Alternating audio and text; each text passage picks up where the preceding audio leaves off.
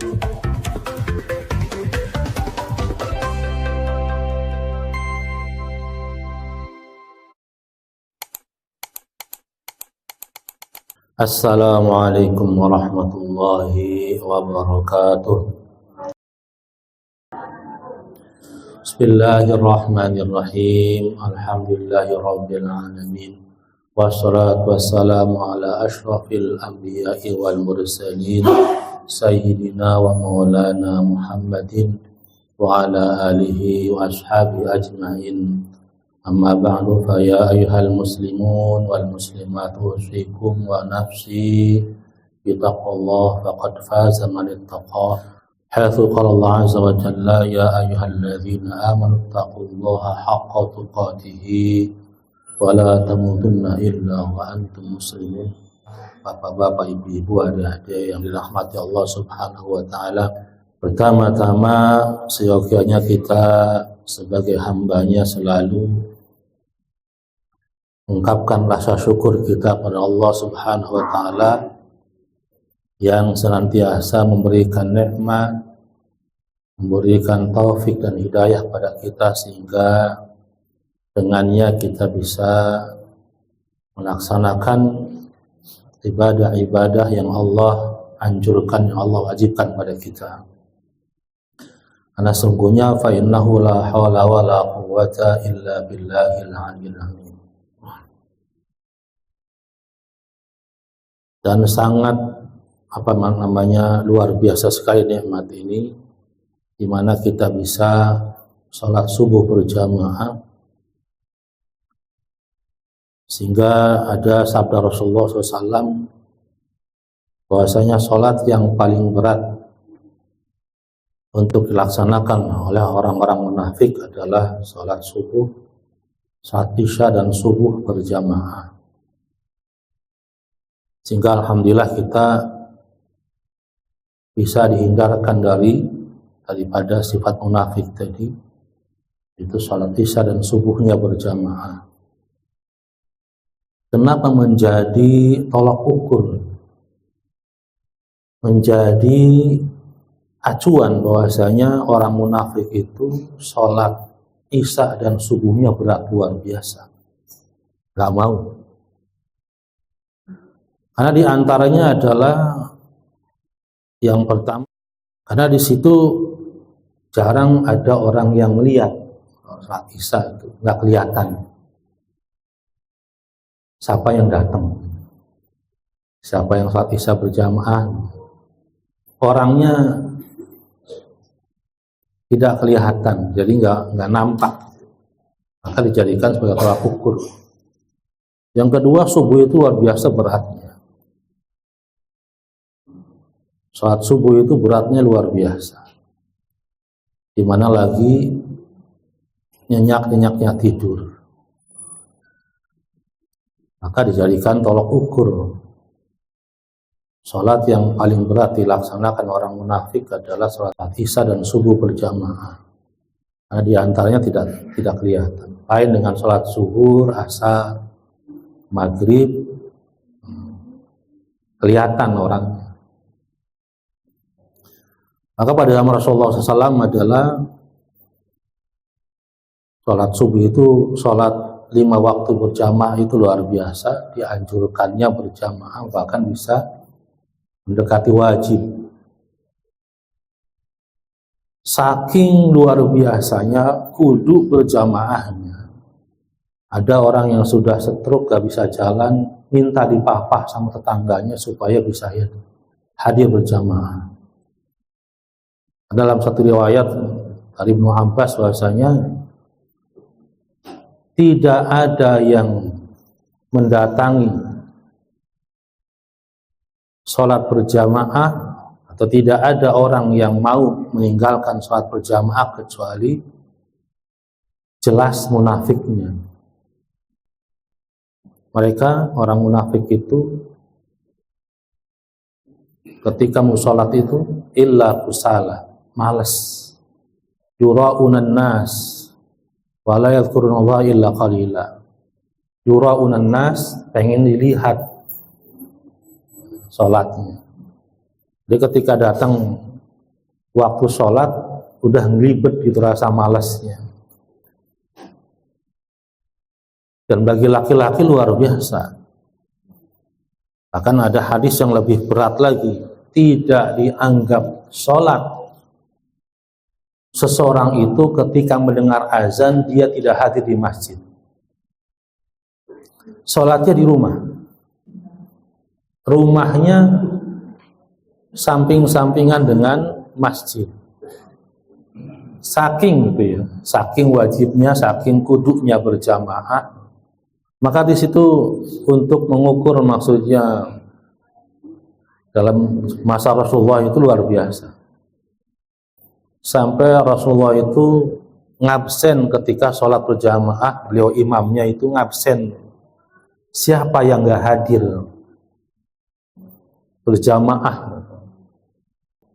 Sampai sedetail itu Rasulullah ketika mengimami sholatnya.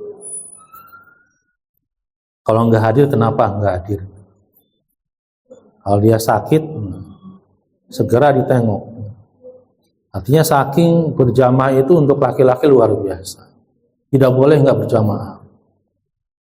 Karena ada hadis yang lebih keras lagi. Kalau ada laki-laki, kemudian dia mendengar azan, tidak hadir di masjid, tidak berjamaah di masjid, maka bakar rumahnya. Kemudian belakangan ke sini, saking sudah banyaknya umat Islam, kemudian jarak ke masjidnya luar biasa jauh, sehingga akhirnya ketika itu Imam Syafi'i berpendapat bahwasanya sholat berjamaah itu hukumnya adalah fardu kifayah. Karena melihat jarak ke masjidnya jauh. Kemudian saking banyaknya, maka fardu kifayah cukup pada orang Islam yang berjamaah cukup.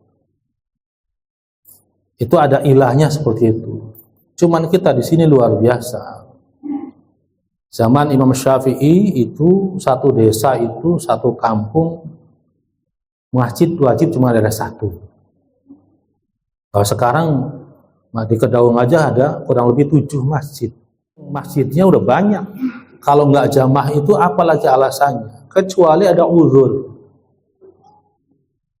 Nggak bisa hadir jamaah kecuali ada uzur. Di antaranya adalah hujan badai yang lebat sekali. Kalau ke masjid kayaknya nggak mungkin, maka dibolehkan. Sehingga satu hari diriwayatkan nanti yaumul qiyamah Allah menyeru, mana tetangga-tetanggaku?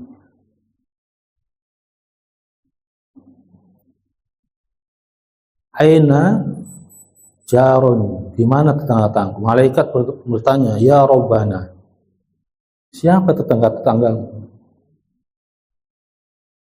Allah menjawab, mereka orang-orang ya'muruna masajidi, yang meramaikan masjid-masjid saya, yang berjamaah di masjid. Itu tetangga Allah di yaumul qiyamah, dipanggil oleh Allah. Orang-orang yang bahkan sampai disebutkan dalam sebuah hadis, di antaranya adalah 7 golongan yang mendapatkan naungan Allah yauma la dzilla illa dzilluh, di mana tidak ada naungan lagi kecuali naungan Allah di padang mahsyar, di mana luar biasa panasnya, matahari didekatkan, buminya jadi perak, tidak ada naungan kecuali naungan Allah, kecuali ada naungan Allah, payung Allah. Ada 7 golongan yang mendapatkan. Di antara 7 golongan tadi adalah rijalun qalbuhu muta'alliqun bil masajid. Ini rijalun itu artinya pemuda, bukan aki-aki. Jadi aki-aki yang biasa berjamaah di masjid itu bukan termasuk golongan yang mendapatkan naungan dari naungan Allah yaumul qiyamah. Pemuda yang hatinya terletak menggantung di masjid seperti itu. Maksudnya bagaimana? Badannya di mana saja ketika Allah manggil Allahu Akbar langsung tinggalkan. dia langsung menuju hatinya. Sibuk apapun pemuda tadi ketika azan berkumandang langsung ditinggalkan. Nyari di mana hatinya berada. Di masjid langsung jamaah. Itu pemuda yang akan mendapatkan naungan dari Allah SWT yaumul qiyamah. Maka kita, alhamdulillah pengurus TKM-nya orang-orang muda semua. Tapi jangan sampai tertera dalam pengurus TKM. Pembinanya, ininya, yang hadir di masjid bukan pengurus TKM. Maka nanti yang dipanggil oleh Allah sebagai tetangganya di hari kiamat adalah orang-orang yang memakmurkan masjid Allah. Di antara sebanyak ini, yang paling cepat memakmurkan masjid adalah orang yang datang sebelum waktu sholat datang. Siapa, Pak? Marbot. Sebelum 5 menit, 10 menit sebelum azan sudah hadir ke masjid, sesapu, beres-beres. Kalau niat lillahi ta'ala luar biasa. Maka beliau yang pertama kali dipanggil oleh Allah yaumul qiyamah, mana tetangga saya? Malaikat bertanya, siapa tetangga engkau ya Allah? Orang-orang yang memakmurkan masjid saya. Marbot itu bahasa Arab birobato yarbutu marbutun. Marbut artinya diikat. Marbot orang diikat di masjid, nggak boleh kemana-mana sudah. Kita lanjutkan kembali bahwasanya sampai kepada bab zuhud terhadap dunia. Artinya zuhud adalah tidak menjadikan dunia sebagai prioritas utama, akan tetapi hanya sebagai satu wasilah atau sarana untuk mendekatkan diri pada Allah Subhanahu wa taala. Nah, dalam pernyataan di sini, dalam kitab ini Allah berfirman dalam hadis qudsi, dunia itu terkutuk. Wa mal'unun ma fiha, dan tertutup di dalamnya kecuali yang dilakukan untuk Allah Subhanahu wa taala. Diberikan oleh Allah kepada hamba tersebut harta yang banyak. Maka digunakan oleh hamba tersebut supaya tidak terkutuk, dilakukan untuk lillahi ta'ala, di jalan Allah. Berinfak, bersedekah, bantu sesama, nolong sesama.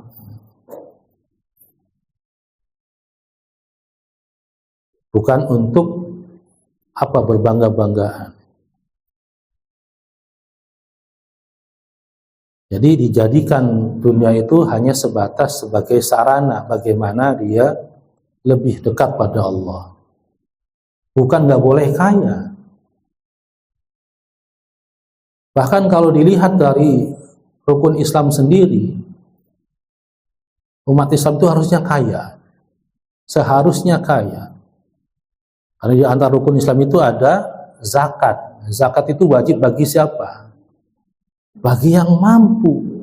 Bagaimana mau berzakat kalau nggak mampu, nggak punya uang, nggak punya harta. Kemudian wajib rukun 5 yang wajib lagi adalah pergi haji, berangkat haji bagi siapa? Bagi yang mampu. Dari rukun Islam tersebut sudah mengharuskan orang Islam itu harus kaya. Tetapi kekayaannya adalah dijadikan sebagai sarana untuk lebih dekat pada Allah Subhanahu wa ta'ala. Bukan untuk pribadi. Ada satu tanah. Tanah itu strategis. Ada orang kaya muslim dan ada orang kaya yang kafir. Kira-kira tanah itu wajib dibeli sama siapa?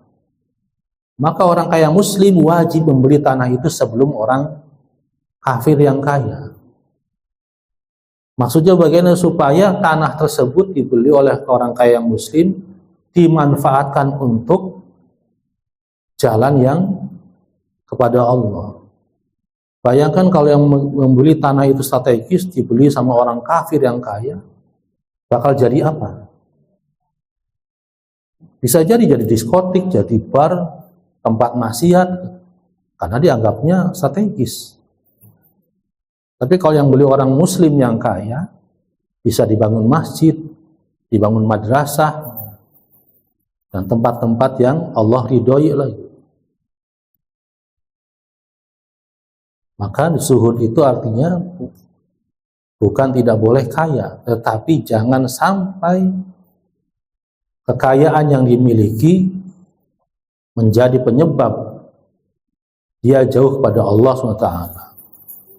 Jangan sampai kayak sahabat Rasulullah yang miskin, Sa'labah.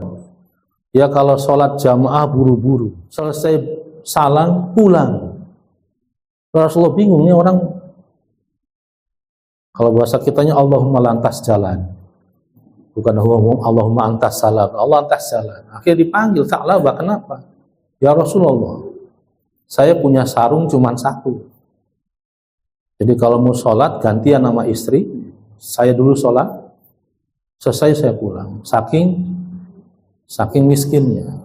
Hingga suatu saat, ya Rasulullah doakan saya supaya jadi orang kaya.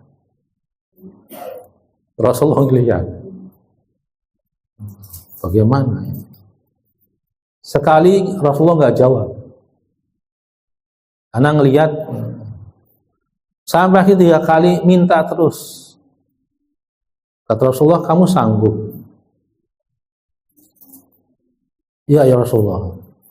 Sanggupnya bukan dalam arti sanggup, tapi sanggup karena ketika sudah kaya tetap soleh. Akhirnya doakan Rasulullah, ya Allah, didoakan Rasulullah jadi orang kaya, kemudian diberikan sepasang kambing.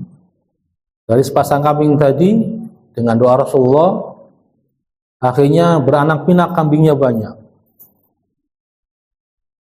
Kalau ngangon tuh, kalau zaman saya waktu masih SD tuh, ada satu kampung di desa saya tuh, masih termasuk desa Kalibuntu, desa Kesungka. Itu kalau ngangon kambing luar biasa, 40 ekor digiring satu orang. Banyak sekali.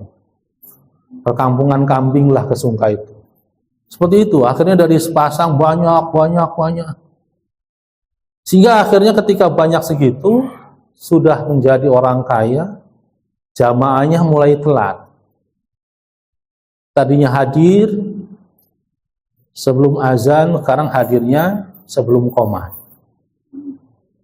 Terus mundur, tambah banyak kambingnya, mundur lagi.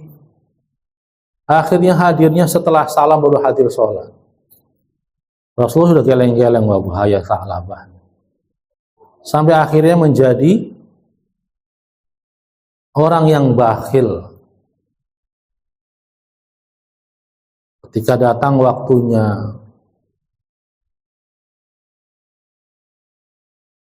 zakat, dimintai zakat, sampaikan ke Sa'labah untuk zakat kambingnya. Saya yang berusaha, saya yang bekerja, sudah keluar kata-kata itu sudah. Celaka Sa'labah. Akhirnya harta yang dia miliki, kambing yang dia punyai, sudah masuk ke dalam hati dia.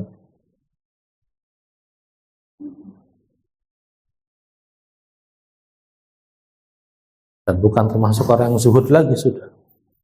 Jadi maksud zuhud tadi silahkan memiliki harta yang banyak, tapi jangan sampai harta yang banyak tadi menyebabkan kita jauh dari Allah Subhanahu wa taala. Wa qala alaihi salam az-zahidah fid dunya turihul qalba wal badana war raghbatu fid dunya tukfiru al-hamma wal huzna. Rasulullah SAW bersabda, az-zahidah fid dunya, orang yang zuhud terhadap dunia,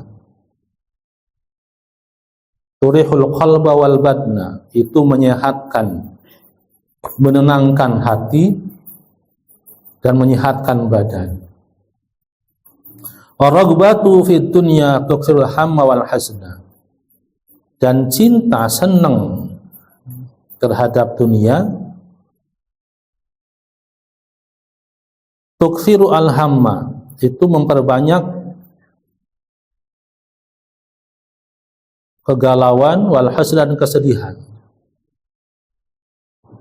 Ya, Rasulullah bersabda seperti itu. Orang yang zuhud terhadap dunia itu menyebabkan hatinya tenang, badannya sehat. Karena kalau hatinya tenang, pikirannya tenang, badannya sehat.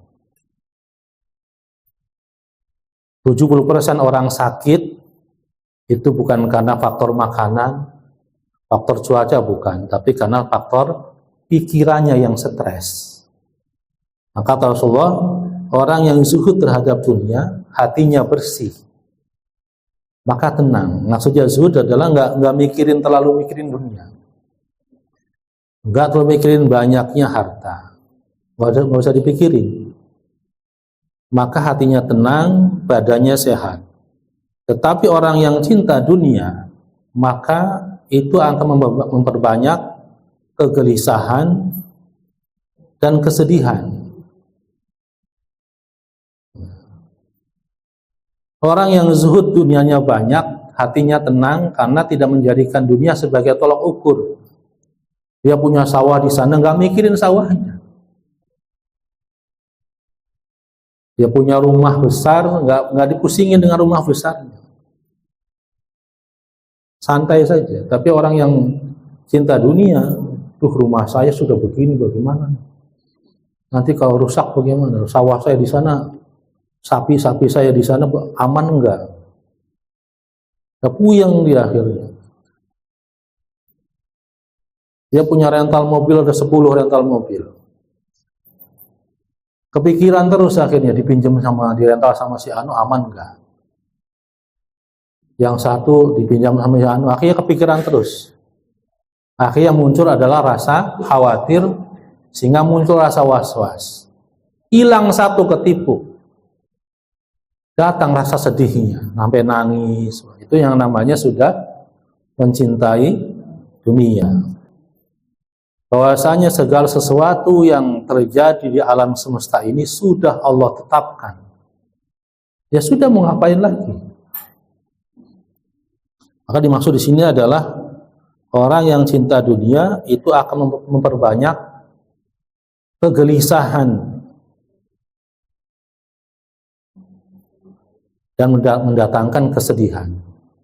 Kalau gelisah, pikirannya nggak tenang. Yang muncul adalah stres. Penyakit yang datang pertama apa? Adalah emah. Emah itu pikiran dari akibat stres, akhirnya emah. Kenapa emah? Karena nggak inget makan, sudah ingetnya mobil saya belum balik. Di rental sama itu katanya 3 hari belum pulang. Sudah seminggu. Padahal tinggal lapor polisi, Pak. Ini mobil sini, ini serahkan sama polisi. Akhirnya ya datanglah penyakit tadi.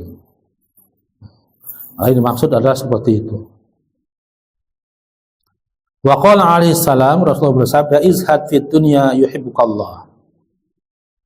Wazhad ma'indan nasi yuhibbukan nas. Rasulullah bersabda, zuhudlah kalian di dunia, maka Allah akan mencintai.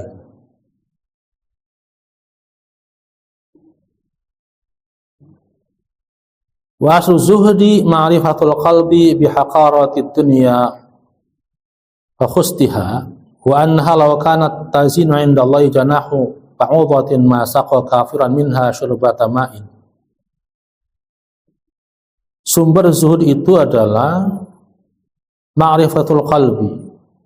Hati mengetahui bahwasanya dunia itu hina dan merugikan.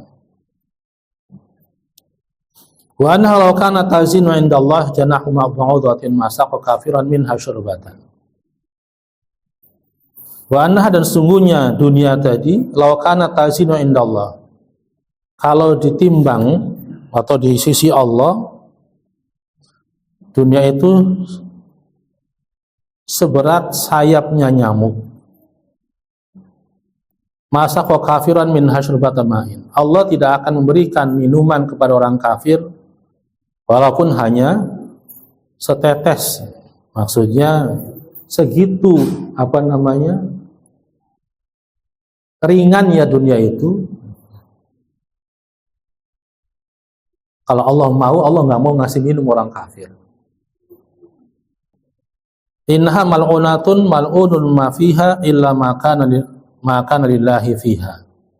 Wa inna man akhadha minha fawqa ma yakfihi akhadha hatfuhu wa huwa la yash'uru. Wa anna man akhadha minha fawqa ma yakfihi.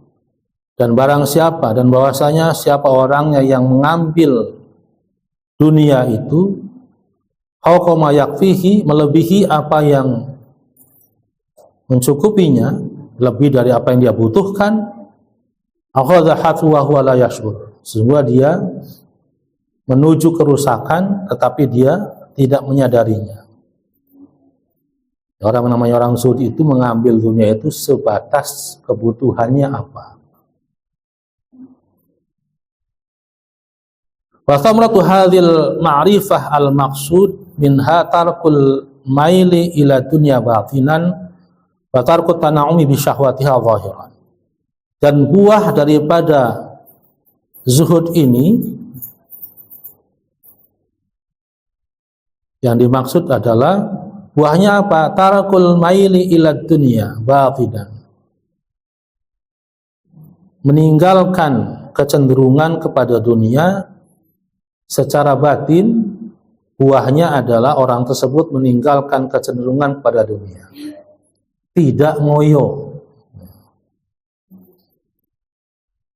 Wa tarkut tana'umi bi syahwati al-zahiran. Dan setelah lahir, buahnya adalah dia meninggalkan untuk memuaskan syahwatnya secara berlebihan. Ya secukupnya saja. Enggak terlalu berlebihan. Wadna darajati zuhdi an la yaqa'u bi sababid dunya fi rukubil ma'siyah wala fi tarki ta'ah. Wadna, dan serendah-rendahnya derajat zuhdi, derajat zuhud yang paling rendah adalah an la yaqa'u bi sababid dunya fi rukubil ma'siyah wala fi tarki ta'ah. Derajat paling rendah dari zuhud adalah tidak jatuh dalam perbuatan maksiat sebab dunia, ataupun kita tidak terjatuh dalam perbuatan meninggalkan ketaatan pada Allah karena dunia. Jangan sampai karena dunia kita berbuat maksiat. Maksudnya seperti itu. Itu derajat paling rendah dari zuhud. Kita tidak terjatuh dalam maksiat karena dunia, dan tidak terjatuh meninggalkan ketaatan pada Allah karena dunia. Jangan sampai karena dunia kita melakukan maksiat, kita mengejarnya dengan cara yang haram. Atau jangan sebab karena dunia lagi kerja meninggalkan sholat. Itu udah derajat paling rendah dari zuhud.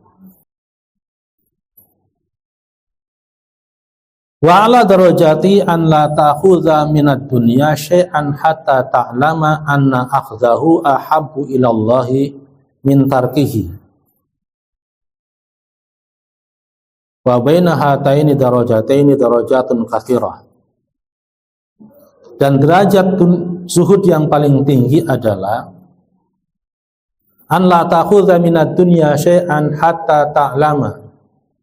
Dia tidak mengambil dunia, sesuatu pun dari dunia, sehingga ta'lama, dia mengetahui anna akhdahu ahabbu ilallah, sehingga dia mengetahui bahwasanya ketika mengambil dunia tadi ahabbu ilallahi min tarkihi, lebih Allah cintai, lebih Allah sukai daripada dia tidak mengambilnya. Ini derajat paling tinggi daripada zuhud. Dia tidak mengambil bagian dari dunia tadi kecuali dia mengetahui bahwasanya ketika dia ngambil itu Allah suka, daripada dia tidak mengambilnya. Itu termasuk derajat zuhud paling tinggi. Ketika dia ngambil itu manfaat enggak? Untuk kebaikannya, untuk mendekatkan dirinya pada Allah. Kebanyakan kita salah paham terhadap pemahaman terhadap zuhud. Orang zuhud itu kerek-kerek, salah. Bukan seperti itu. Justru ketika sahabat Umar bin Khattab melihat ada orang Islam, sahabatnya pakaiannya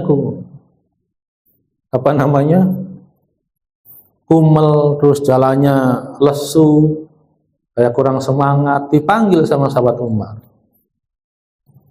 Apa yang sedang kamu lakukan? Kenapa berpenampilan begitu? Penampilannya kuyu, kemudian nggak semangat lah.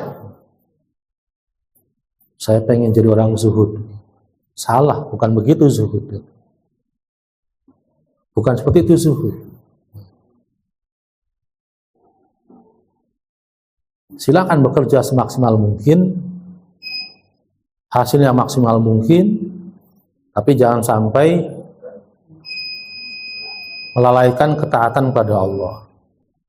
Wa baina hataini darajataini darajatun katsirah. Dan di antara dua derajat tadi, yang rendah yang tinggi, ada derajat-derajat yang banyak. Wa zahidus shadiq alamatun annahu la yafrahu bil mawjudi wa la yahsanu 'alal mawqud. Dan tanda wa zahidus shadiq, orang yang zuhud yang benar, yang benar-benar zuhud, alamatun itu punya tanda-tanda. Annahu, pertama, la yafrahu bil mawjud wa la yahsanu 'alal mawqud.